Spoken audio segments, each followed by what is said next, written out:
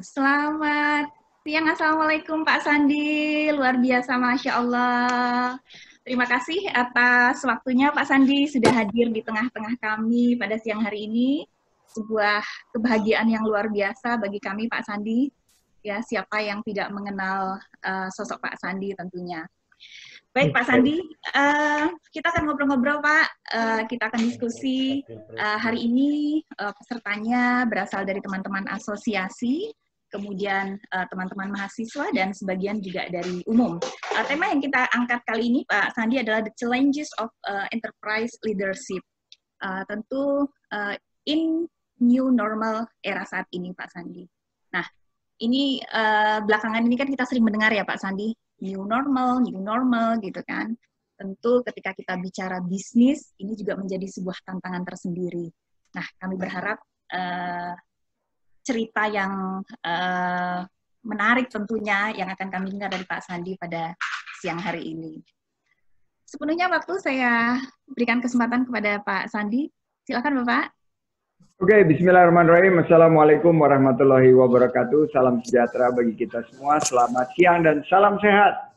Salam sehat Pak Sandi. Salam warahmatullahi wabarakatuh.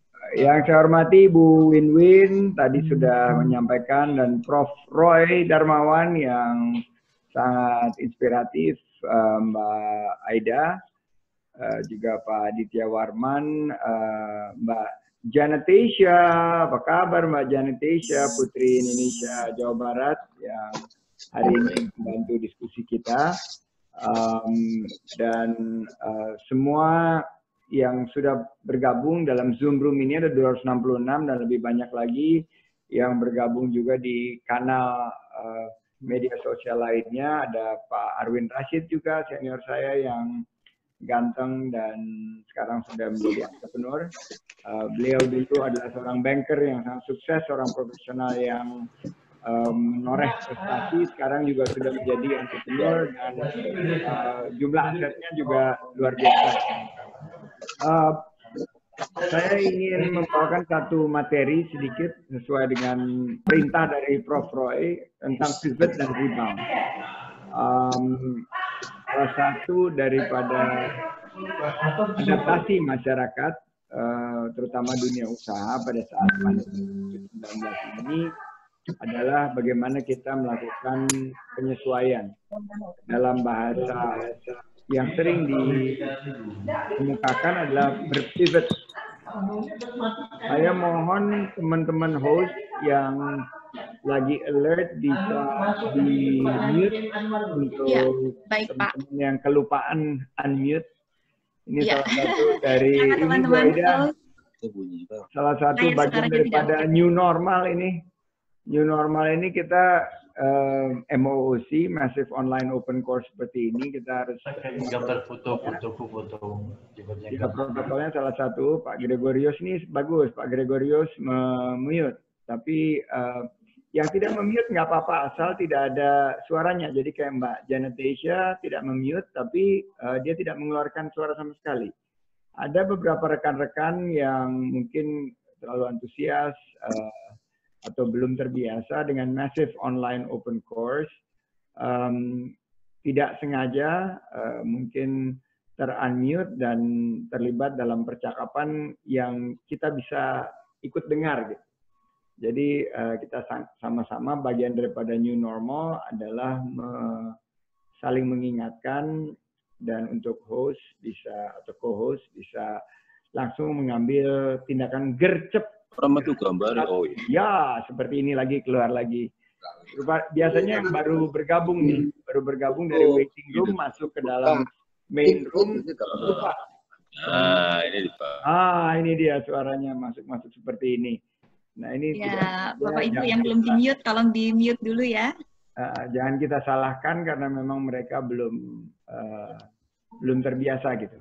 Baik, saya lanjutkan. Pivot dan rebound ini adalah bagian daripada Vitapreneur Series. Kalau badan kita ingin tingkatkan imunitas, kita minum vitamin. Sedangkan kalau usaha, kita minum Vitapreneur. Nah, di slide berikutnya, Mas Aditya Warman, saya ingin menyampaikan bahwa jauh sebelum pandemi ini memang ekonomi kita sudah melambat. Jadi ada beberapa kinerja ekonomi kita seperti konsumsi, ekspor impor itu menunjukkan satu tren yang menurun. Ada pelemahan nilai rupiah, juga melemahnya harga-harga komoditas yang menjadi penopang daripada ekonomi kita.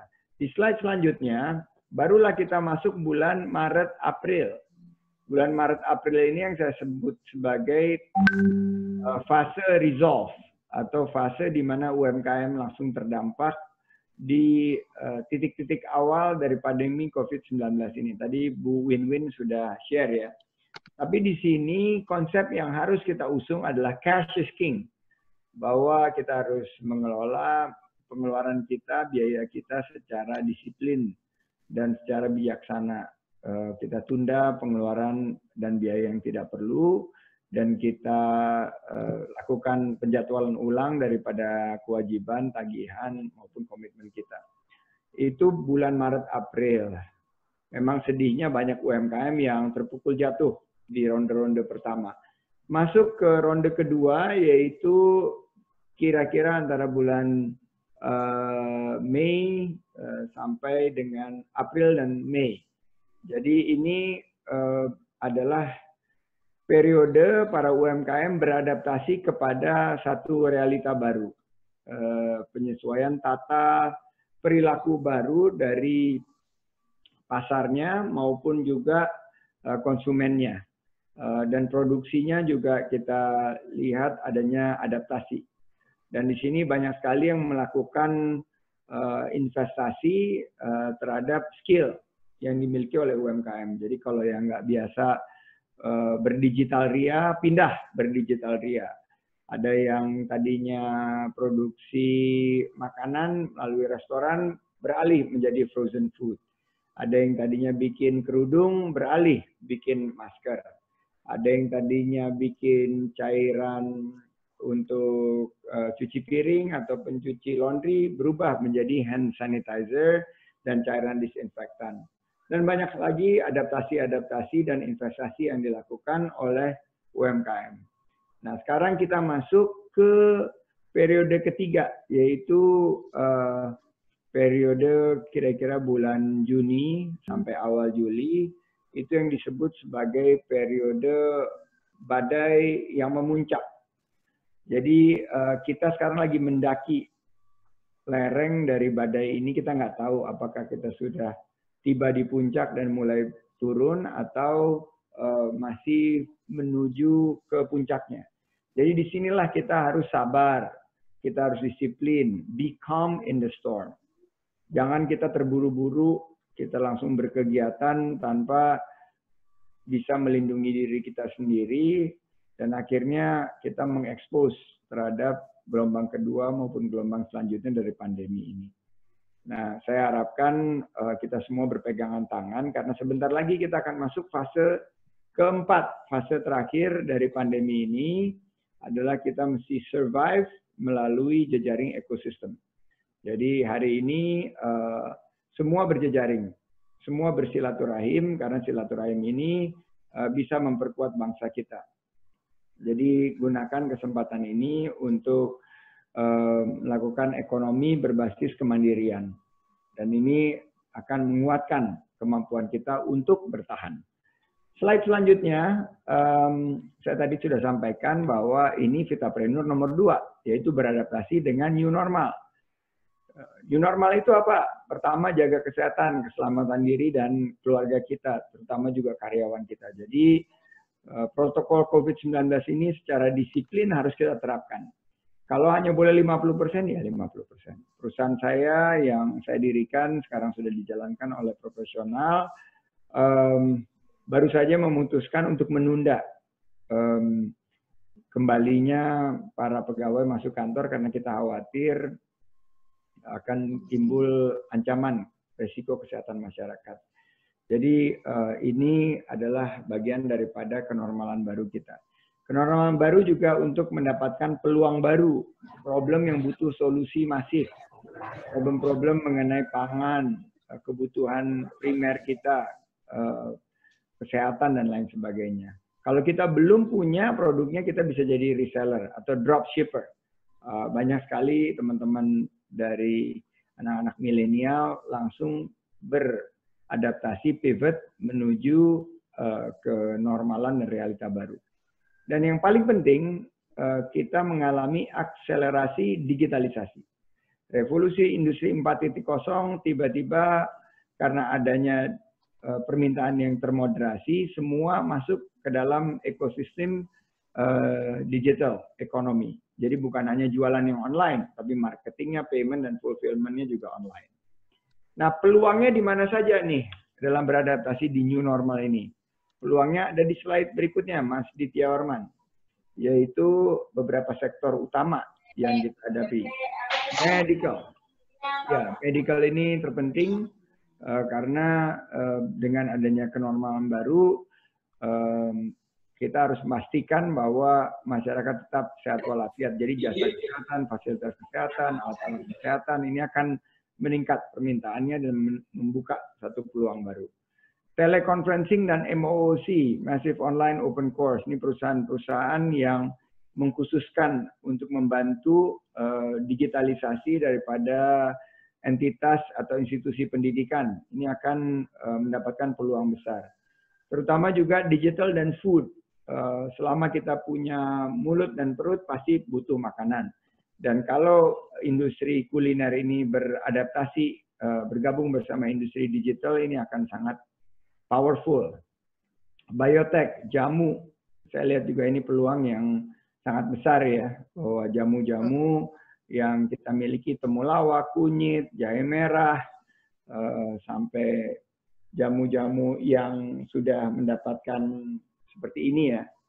Ini kojima, korma, jinten, dan madu. Ini bagian daripada satu pendekatan di mana penjualannya sangat meningkat ya kojima, karena ini adalah salah satu inovasi bioteknologi di industri herbal kita untuk meningkatkan imunitas. Usaha di bidang konsultan hukum, legal, karena legal ini akan bertransformasi menjadi digital. Dan clean energy ini juga akan meningkatkan permintaan dan peluang di sektor clean energy. Berikutnya ini adalah daftar kategori dari apa yang laku nih di tengah-tengah pandemi. Di slide berikutnya, Mas Ditya Warman, LIUB, ini adalah 100 fastest growing categories. Bu Aida bisa dicatat atau diperbesar. Nomor 1 ini ternyata bulan Maret yang paling laku adalah sarung tangan disposable. Wow. Jadi kalau kita mau jualan, paling banyak sekali ya, Pak. Sarung tangan disposable. Kedua, alat-alat masak. Saya baru saja belajar masak bikin cheesecake pagi tadi bersama Sulaiman. Sekarang semua butuh alat-alat masak karena pengen belajar masak sendiri. Ya, betul. Terus obat-obatan, vitamin, ini juga banyak diminati. Makanan cepat saji seperti sup dan frozen food meningkat juga. Makanan kebutuhan dasar seperti beras, gula, ini juga meningkat, sembako. Nah, ada juga permintaan untuk olahraga di rumah karena banyak yang tidak bisa ke gym lagi, mereka bikin peralatan olahraganya di rumah. Dan banyak beberapa kategori ini bisa kita jadikan peluang usaha karena kita bisa jadi reseller untuk produk-produk ini paling tidak 3-6 bulan ke depan. Lanjut adalah bagaimana kita mengoptimalkan digitalisasi kita. Nah, COVID-19 ini harus kita gunakan untuk beradaptasi. Gunakan close end groups seperti WhatsApp maupun grup chat yang lainnya.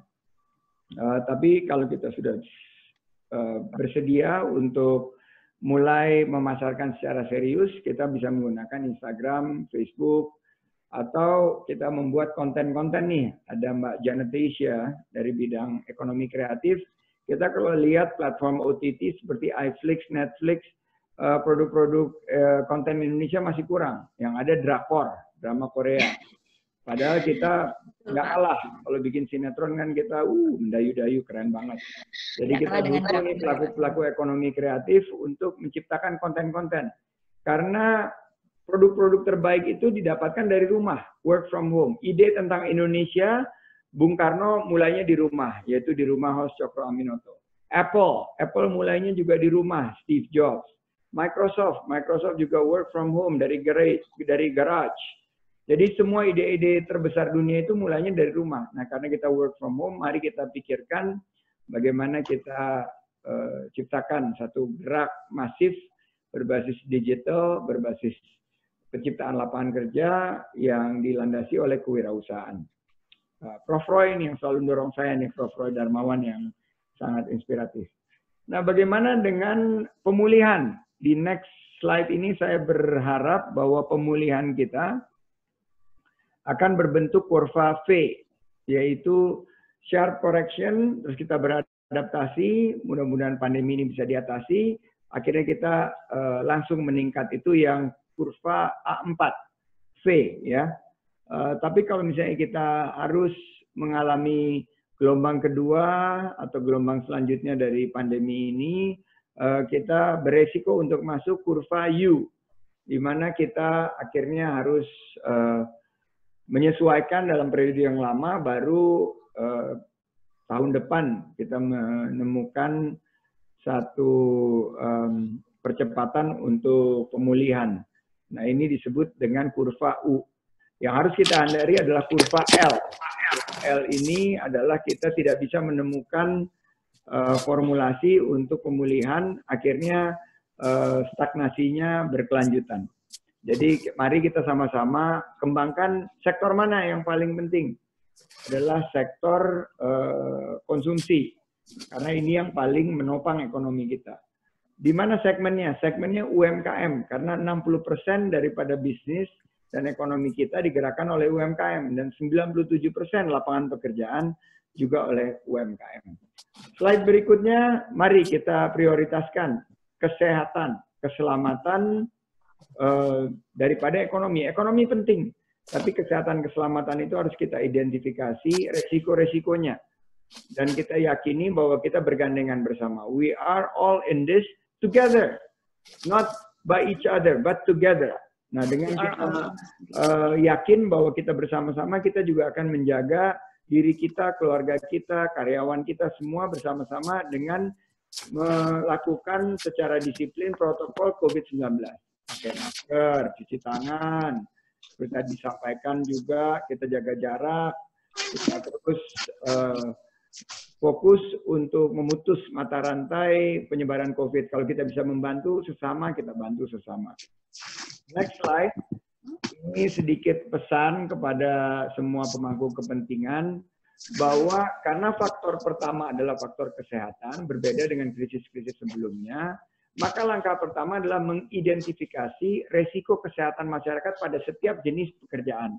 Sekarang sudah banyak tabel-tabel yang menunjukkan jenis pekerjaan yang paling rendah risikonya sampai yang paling tinggi. Baru setelah itu kita tentukan dampak perekonomiannya.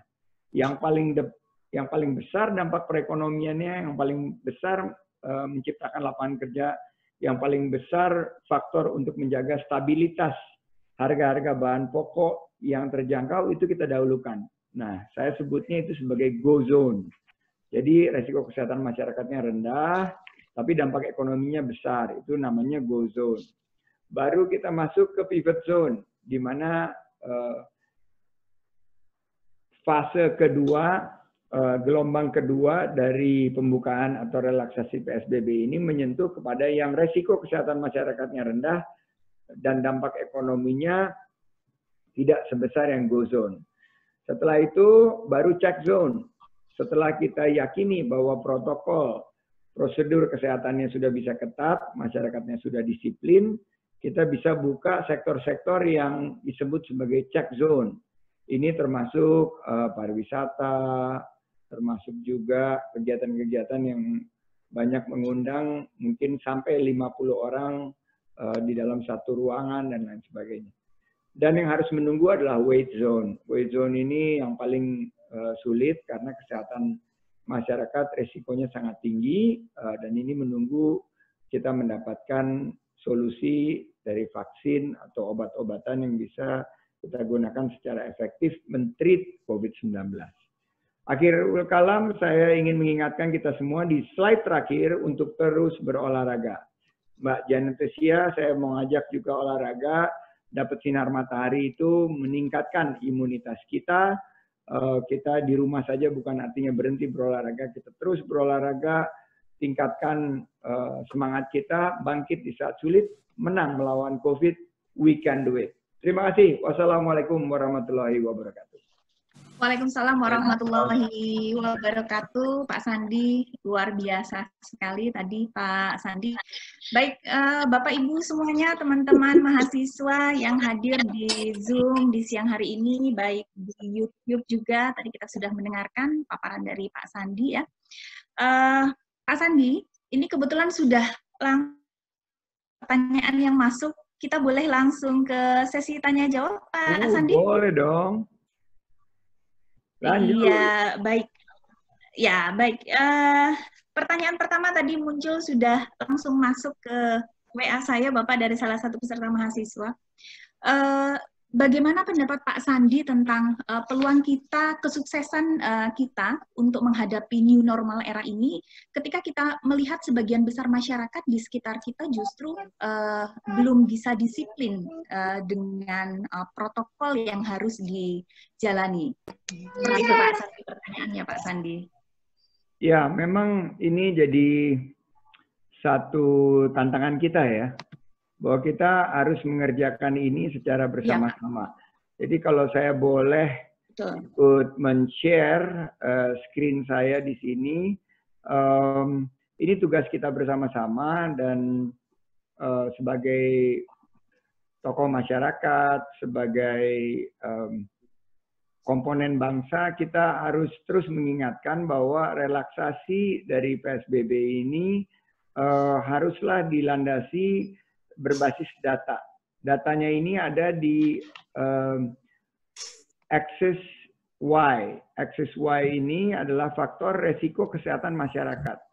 Jadi kita tidak bisa melakukan kegiatan di luar kalau resiko kesehatan masyarakatnya masih tinggi. Dan hari-hari ini kita dengar walaupun sudah lebih baik dari hari-hari sebelumnya, tapi jumlah tingkat kasus infeksi ini masih di angka yang cukup tinggi. Jadi saya mendorong adanya gerakan testing, tracing, dan treating untuk menentukan di mana kita bisa mencari wilayah yang tingkat risiko kesehatan masyarakatnya rendah. Nah, ini yang saya sebut sebagai go zone. Nah, karena masyarakat ini harus terus disiplin, ini sosialisasi dan edukasi. Jadi tokoh-tokoh pendidikan, Ibu Aida, Ibu Win-Win, Pak Roy, itu selain daripada memberi materi, mungkin kedengarannya klise, tapi harus terus diulang-ulang seperti kaset rusak, Bu. Dan saya juga nggak pernah lelah untuk mengingatkan, karena satu orang yang diingatkan itu dampaknya mungkin hidup atau mati, urusannya nyawa. Jadi saya tadinya agak nyantai juga, tapi begitu ada anggota keluarga saya, sahabat-sahabat saya yang kena COVID-19, malah ada yang meninggal, akhirnya saya sangat serius melihat bahwa COVID-19 ini bukan hal yang kita mesti anggap sepele. Jadi kita patuhi secara disiplin arahan daripada masyarakat dan pelonggaran atau relaksasi daripada PSBB ini haruslah dalam bentuk tahapan-tahapan dan gelombang-gelombang sesuai dengan wilayahnya maupun sesuai dengan tingkat jenis pekerjaannya dan dampak ekonominya. Jadi kalau lihat, saya kemarin di Kecamatan Pademangan itu jelas risiko kesehatan masyarakatnya tinggi. Berarti dia masuk di sini di weight zone sampai dia risiko kesehatan masyarakatnya rendah. Nah, jadi kalau kita lihat, mari kita sama-sama saling mengingatkan, bertanggung jawab, turunkan risiko kesehatan masyarakat, dan tinggikan dampak ekonomi untuk apa? Penciptaan lapangan kerja. Karena lapangan kerja itu sumber mata pencarian kita. Saya pernah di PHK. Waktu saya kehilangan pekerjaan itu serasa gelap dunia. Tapi ini justru malah sebuah musibah yang berujung terhadap hikmah dan berkah. Akhirnya saya malah memulai usaha di bidang konsultan keuangan. Usaha kecil saya dari 3 orang, dari kami hanya bertiga, bisa bertumbuh selama 20 tahun menjadi perusahaan investasi aktif se-Asia Tenggara dengan membuka lapangan kerja bagi 30.000 karyawan. Nah, disinilah di GoZone ini UMKM di sektor-sektor tertentu harus jeli melihat peluang. Dan saya yakin kalau kita saling mengingatkan, terutama di institusi pendidikan, institutions of higher learning, bahwa leadership in the form of entrepreneurship itu harus kita dorong, bahwa kita dorong dalam satu semangat kepemimpinan dalam kewirausahaan. Saya yakin kita bisa membuka lapangan kerja seluas-luasnya. Kita juga bisa memastikan ada solusi-solusi sehingga biaya hidup lebih terjangkau. Karena juga dengan entrepreneurship kita mampu menghadirkan solusi-solusi yang berkaitan dengan cost of living atau biaya hidup kita. Baik Pak Sandi. Berarti we are all in this together memang Pak ya. Tidak bisa apa yang kita hadapi sekarang hanya diselesaikan oleh sebagian orang saja, tapi memang kita semua harus bekerja sama, bergandengan tangan ya, dari semua sektor, dari mahasiswa, dosen, pelaku usaha, masyarakat, seperti itu ya Pak Sandi. Menarik juga ya Pak, ternyata cerita Pak Sandi tadi sempat di PHK ya, sehingga salah satunya yang membuat Pak Sandi akhirnya bangkit dan bisa menjadi seperti saat ini. Nah, ini menjadi motivasi juga mungkin untuk teman-teman mahasiswa lainnya. Nah, Bapak, pertanyaan kedua masih dari teman mahasiswa ini, Pak. Ini semangat semua nih, Pak Sandi. Dari Universitas Pakuan, pertanyaannya begini, Pak Sandi. Sebagai mahasiswa yang kami sendiri mendapatkan uang jajan masih dari orang tua, apa nih Pak Sandi kira-kira yang bisa kami lakukan untuk membantu pengembangan UMKM? Oke, menarik ini. Jadi kita alhamdulillah pertama-tama mengucap syukur karena dampak ekonomi yang diakibatkan oleh COVID-19 ini mengakibatkan banyak sekali yang kehilangan pekerjaan. Jadi kalau masih mendapatkan uang jajan dari orang tua, kita syukuri dan kita mesti berbakti kepada kedua orang tua kita. Tapi seandainya kita bisa menabung uang jajan tersebut, saya ingin usulkan beberapa strategi bisnis pada saat sekarang, stay at home economy ya. Jadi ini saya share lagi satu screen yang sangat relevan. Di saat sekarang, di tengah-tengah pandemi COVID-19 ini, kita melihat ada sektor-sektor yang bisa bertumbuh dengan baik. Jadi sektor-sektor seperti bahan-bahan kebutuhan pokok, sembako, wah ini sekarang lagi banyak sekali diincar. Seperti tadi saya sudah katakan dari kategori-kategori termasuk e-commerce. Tapi bukan situ saja. Kalau anak-anak mahasiswa bisa gabung ke dalam satu, tanpa mengganggu proses belajar mengajar ya, ikut juga mendirikan satu usaha di bidang logistik dan delivery. Atau malah menjadi salah satu pegiat di bidang logistik dan delivery. Ini sangat dibutuhkan juga karena layanan antar jemput, layanan mengirimkan paket ini sekarang cukup tinggi. Ya. Food delivery salah satunya, remote working. Nah, kita sekarang menggunakan fasilitas Zoom. Tapi ke depan paling tidak 2-3 tahun akan dibutuhkan fasilitas-fasilitas lain yang bisa membantu kita kerja dari jarak jauh ya, remote working. Streaming service, tadi saya ngomong mengenai beberapa layanan jasa streaming yang membutuhkan konten dari Indonesia. Ini perlu dari Universitas Pakuan juga di sisi ekonomi kreatif. Media dan telco, banyak yang kalau saya pengen tanya, sekarang biaya kuota kita turun atau naik? Ayo, kalau naik kita kasih jempol. Naik ya, Pak. Kasih jempol kalau naik, ayo. Kalau biaya listrik kita turun atau naik? Iya. Naik. Nah, berarti ini harus ada solusi antara media naik dan ya, Pak ya. Telemedicine, ini pharmaceutical juga naik. Nah, karena kita banyak menggunakan fasilitas digital, berarti data-data kita ada di awan. Nah, ini jasa-jasa untuk menyimpan data-data kita di Awan Cloud Services. Food wholesalers. Nah, yang paling simpel untuk membantu untuk nambah uang jajan adalah cleaning service. Karena kebersihan adalah sebagian daripada iman dan karena COVID-19 ini semua orang ingin jadi bersih, layanan cleaning atau layanan kebersihan ini sangat diperlukan sekarang. Nah, khusus untuk Universitas Pakuan, ada transformasi yang harus dilakukan oleh sistem pendidikan kita. Bagaimana sistem pendidikan kita lebih mengakomodir digitalisasi. Jadi dengan ini saya mau nanya nih, 280 lebih partisipan di sini mau nggak SPP-nya turun? Biaya kuliahnya mau nggak turun? Kalau biaya kuliahnya mau turun, dorong terus transformasi universitas menuju ke digital. Karena dengan ini tidak diperlukan lagi ruangan yang lebih besar. Hari ini saya ngomong sampai berbusa tidak dikasih snack, tidak dikasih minuman. Berarti kan jauh lebih efisien. Berarti ke depan biaya perkuliahan juga akan turun. Dan jumlah daripada saudara-saudara kita yang bisa mengakses perguruan tinggi akan meningkat.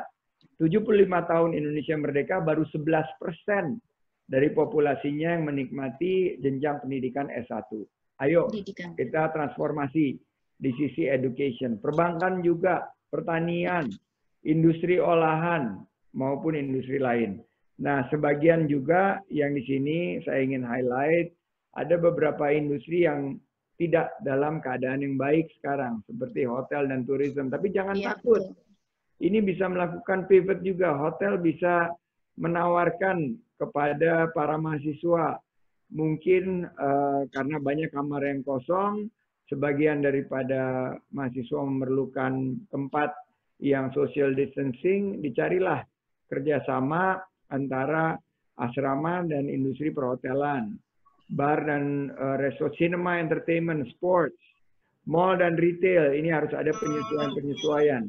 Consumer elektronik, otomotif, ini pasti akan ada sedikit penurunan daripada permintaan, tapi jangan khawatir karena electric vehicle akan menjadi fitur setelah clean energy, bagian daripada ekonomi pasca COVID-19 ini akan booming, termasuk juga properti dan konstruksi. Jadi teman-teman mahasiswa, ayo kita gunakan kesempatan ini untuk ngambil peluang, karena peluang ada di sekitar kita, tinggal kita jeli atau tidak untuk menangkap peluang tersebut. Kalau punya uang jajan, tabung. Jangan kita sebagai kaum milenial ini terlalu konsumtif. Tapi mari kita belajar untuk berinvestasi. Justru di saat pandemi COVID-19 ini, tadinya kita banyak yang hura-hura, nongkrong, ngopi, sampai cukup larut malam. Boleh kita bersilaturahmi, berinteraksi, tapi kita pikirkan output dari mahasiswa yang produktif untuk membangun ekonomi kita pasca pandemi COVID-19 ini. Ya, baik Pak Sandi. Ini ada pertanyaan lagi nih Pak Sandi dari Ibu Eris, dosen di Universitas Muhammadiyah Malang ya Pak Sandi. Oh, UMM. Ya, Malang Pak. Ini kebetulan peserta kita sampai Jayapura Bapak. Ada yang dari Riau, kemudian ada dari Port Numbai, kami sapa juga. Ya, dari Numbai, daerah kelahiran saya. Dari Papua. Ya, baik, pertanyaan Pak Sandi, pengembangan ide kreatif dan tatanan persaingan sehat yang bagaimanakah yang sebaiknya kita lakukan terkait dengan bermunculannya produk-produk sejenis di pasaran saat ini? Nah, ada 3 hal, Ibu. Ya. Saya sampaikan. Pertama-tama, selalulah memulai satu usaha atau produk jasa kita secara otentik, secara orisinil. Jadi, ini mudah sekali dimulainya dengan konsep doing what you love and loving what you do. Cintailah apa yang kita kerjakan, cintailah produk atau jasa yang akan kita ciptakan, maka kita akan mampu untuk menghasilkan produk-produk yang dicintai orang lain. Jadi kalau kita mengerjakan suatu hal yang kita cintai, kita tidak akan terasa terbebani. So be authentic. Jadi mari walaupun banyak pesaing kita, tapi kalau kita otentik, dan kita memberikan satu merek yang otentik juga. Di belakang saya ini ada beberapa brand-brand yang kemarin selama 3-4 tahun saya bina dan sekarang udah menjadi brand nasional, mulai dari OKOC, Bank Infak, Relawan Siaga, Rumah Siap Kerja, OKOC Peduli. Ini adalah bagian daripada things that I love. Saya mencintai apa yang saya kerjakan ini dan ini tidak terasa beban tapi menjadi satu hal yang sangat otentik, orisinal. Jadi kalau bicara OKOC, ini Sandi Uno. Brand Ultimate You misalnya, ini adalah brand yang dikaitkan dengan kesukaan saya di bidang olahraga. Kedua adalah relevan. Jadi kalau kita mau membedakan dengan produk-produk sejenis, kita harus lakukan diferensiasi dengan memastikan bahwa produk kita relevan dengan apa yang diinginkan oleh pasar. Jadi caranya relevan adalah selalu kita mendapatkan informasi dari pasar. Lakukan big data analysis, lakukan survei secara reguler, secara rutin. Lakukan juga customer feedback. Nah, itu harus kita relevan. Jangan kita maunya sendiri, nggak nyambung sama apa yang diinginkan oleh calon pelanggan kita. Jadi selalu relevan. Dan terakhir, nah ini untuk anak muda penting banget, adalah cari produk yang talkable, yang menjadi buah bibir. Jadi kalau orang bisa bercerita, bukan hanya viral di media sosial, tapi juga menjadi cerita di kaum kolonial. Nah, itu adalah buah bibir. So, your product must be talkable. Selalu bisa menjadi buah bibir, produk itu bisa menghadirkan solusi. Jadi, sukses untuk Ibu dosen yang ada di UMN, matur nuwun sangat nggih. Ya, baik Pak Sandi. Wah, ini luar biasa Pak Sandi, WA yang masuk ke HP saya. Titip salam untuk Pak Sandi. Bu Aida, tenang, Iya, Pak. Semua pertanyaan akan dijawab. Baik. Dan bisa dikanalisasi pertanyaannya melalui Prof. Roy Darmawan. Oh, siap Pak Sandi. Semua pertanyaan itu bagus. Dan siapa tahu pertanyaan itu dari calon konglomerat terbesar dari Indonesia. Amin, amin ya rabbal alamin. 20-30 tahun yang akan datang, karena tidak dijawab, dia tidak termotivasi. Betul, Pak. Jadi dia tidak jadi memulai usahanya. Siap. Harus pertanyaan itu kita berikan respon. Ya, siap Bapak. Berarti siap difasilitasi ya Pak. Bapak Ibu jangan khawatir, teman-teman mahasiswa jangan khawatir. Kalau nanti karena keterbatasan waktu tentunya kita tidak bisa menjawab semua pertanyaan saat ini, tetap kami akan menyampaikan pertanyaan-pertanyaan tadi untuk meneruskan ke Pak Sandi ya, seperti itu. Pak Sandi seperti masih bisa satu pertanyaan lagi ya Pak Sandi ya. Silakan, mangga. Wah, ini ada yang masuk. Wah, Bapak, salam dari Sambas. Nah, ini saya sampaikan yang jauh-jauh ya, Pak, ya, yang betul-betul hari ini sengaja mengkhususkan. Wah, ini Sambas, salam sehat untuk Pak Sandi, Pak. Salam balik dari Kalimantan. Ya. Baik, Pak Sandi, pertanyaan berikutnya dari Ibu Leli, dari program Diploma 3 Keuangan Perbankan, Universitas 11 Maret, Pak. Pertanyaannya, ketika bicara digitalisasi tadi, Pak, kalau kita bicara digitalisasi khusus sektor keuangan, nah ini karena dosen keuangan perbankan Pak ya. Ketika kita bicara digitalisasi sektor keuangan, sejauh mana bisa mengupgrade ekonomi kita di masa pandemi COVID ini Pak? Seperti itu Pak Sandi. Sangat mampu untuk mengupgrade ekonomi kita. Salah satu dari survei kami yang menghambat untuk UMKM tumbuh berkembang adalah akses permodalan. Dan selama 20 tahun terakhir saya mengurus sektor UMKM, salah satu keluhan dari UMKM ini, mereka susah mencari kredit modal kerja maupun kredit investasi. Per hari ini, portfolio kredit untuk UMKM di perbankan nasional maupun industri pembiayaan itu tidak lebih dari 20-25%. Berarti 60% ekonomi kita yang menciptakan 97% lapangan kerja terkendala oleh financial inclusion. Nah, dengan adanya teknologi, kita bisa hadirkan fintech, mulai dari peer-to-peer lending sampai produk-produk yang lain yang bisa menghadirkan solusi pembiayaan dan pemodalan. Namun saya ingatkan, saya kebetulan juga punya salah satu pendekatan, tapi lebih ke Islamic Social Finance ya, Bank Infak. Kami menggunakan digital juga. Mari kita hati-hati dalam pengembangan industri finance atau keuangan secara digital, karena kita harus punya governance yang kuat. Kita harus punya tata kelola yang kuat. Jangan sampai kita malah justru menghadirkan satu pinjaman yang membebani atau memberatkan para UMKM di atas jauh dari cost of fund atau biaya yang lazim yang ada di industri pembiayaan.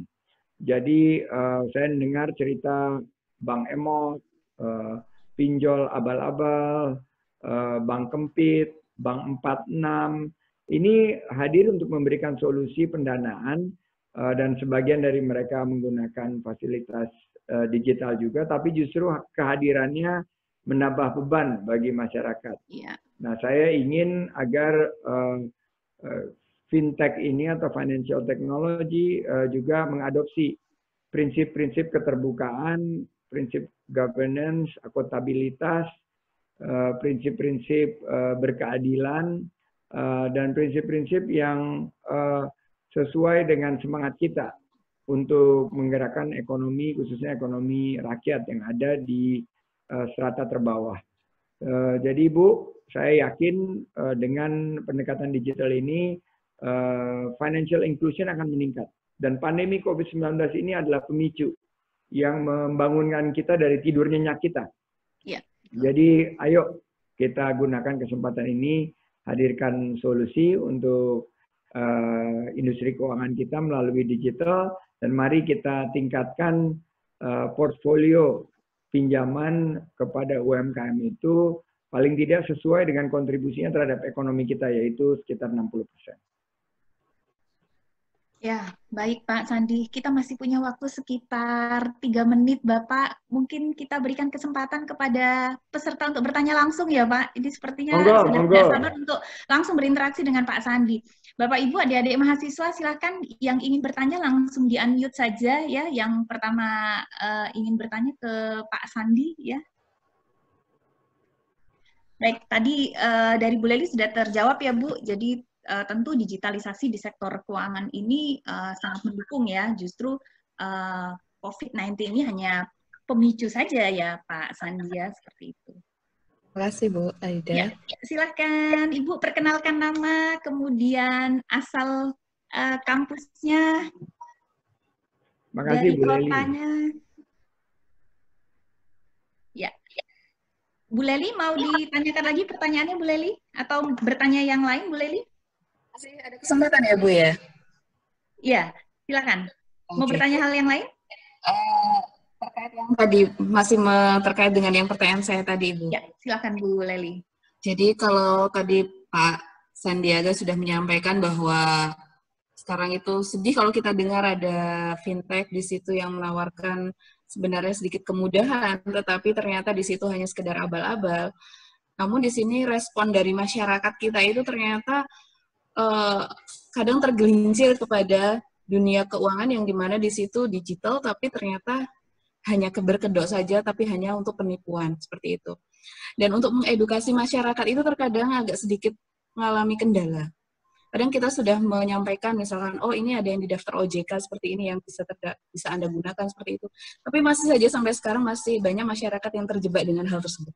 Mungkin itu saja Bu Aida, terima kasih Pak Sandiaga. Terima kasih, saya sepakat sekali sama Bu Leli, makanya saya juga aktif melakukan sosialisasi dan edukasi.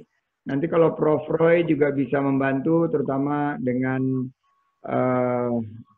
Mbak Jana Tesia ini, jadi karena kita butuh figur-figur publik yang terus bisa mensosialisasi dan mengedukasi masyarakat. Karena UMKM, entrepreneurship ini butuh permodalan, tapi kalau permodalannya tergelincir terhadap permodalan yang sangat tidak berkeadilan, akhirnya niat kita untuk membangun UMKM dan kewirausahaan itu akhirnya tidak akan efektif. Jadi insya Allah Bu Leli dengan kerjasama kita semua menggunakan kekuatan yang kita miliki, kita bisa lebih memasyaratkan pinjaman untuk para UMKM melalui pinjaman-pinjaman berbasis teknologi. Oke, terima kasih banyak, ini luar biasa kita di penghujung. Iya betul, ini sampai juga tidak terasa Pak Sandi, sudah jam saya menunjukkan lebih 2 menit. Iya. Ada yang ngantuk nggak? Kalau yang ngantuk coba mana? Bapak Ibu, teman-teman semua tentu masih banyak pertanyaan yang tidak bisa. Minta tepuk tangannya dong, coba mana tepuk tangannya Prof. Roy? Gimana Kak Sandi? Tepuk tangannya. Iya, tepuk tangannya teman-teman. Terima kasih Pak Sandi. Tepuk tangannya pakai ini, pakai thank you. Pakai dari terima kasih Stephanie. Apalagi nih? Halo, terima kasih Pak Sandi. Tepuk tangan online ya. Nah, ini tepuk Pak tangan Sandi, online. Pak Sandi, sebelum kita akhiri, bolehkah kita sesi foto bersama walaupun secara online Pak Sandi ya, supaya boleh, teman-teman tapi sesi fotonya harus dikasih jempol kayak gini. Oh siap. Baik, silakan layar teman-teman. Mana jempolnya? Ya, mana jempolnya teman-teman? Jempolnya, ya Pak Pak Iwan Roy belum sudah. kasih jempol ini, Pak Iwan. Jempol elektronik. Bentar. Thank you, Maula. Ya, baik. Ya, Pak Sandi, tanpa terasa waktunya sudah ada di penghujung ya. Rasa-rasanya hampir 1 jam berlalu sangat cepat sekali. Saya rasa teman-teman peserta juga merasakan yang sama. Tapi mungkin bisa saya rangkum sedikit. Sebetulnya sudah jelas sekali apa yang tadi Pak Sandi sampaikan, bahwa ya suka tidak suka, mau tidak mau kita harus menghadapi new normal era ini, begitu ya Pak Sandi ya. Dan ini tidak akan bisa sukses, tidak akan bisa berjalan dengan mulus kalau bukan karena kerja sama semua pihak. We are all in this together. Itu yang tadi saya sangat tangkap dari Pak Sandi. Ya, mari kita hadapi bersama-sama. Salam sehat selalu untuk Pak Sandi. Sehat selalu Pak Sandi. Mudah-mudahan kita segera berlalu dari pandemi ini ya Pak Sandi. Ya, tadi mungkin ada closing statement untuk teman-teman semua Bapak. Ya, saya ucapkan terima kasih sekali lagi untuk Mbak Jenatisha, Mbak Yosi Safira Devi, dan Bu Aida, Mbak Winwin, Bu Leli, Prof. Roy Darmawan, dan semua yang tidak bisa saya sebut satu persatu.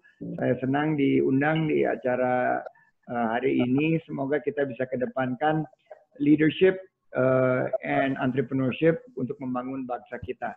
Kita ciptakan lapangan kerja untuk kemajuan negeri kita tercinta, dan kita ciptakan produk-produk yang inovatif yang mampu untuk menjawab kebutuhan dasar dengan harga yang stabil dan terjangkau.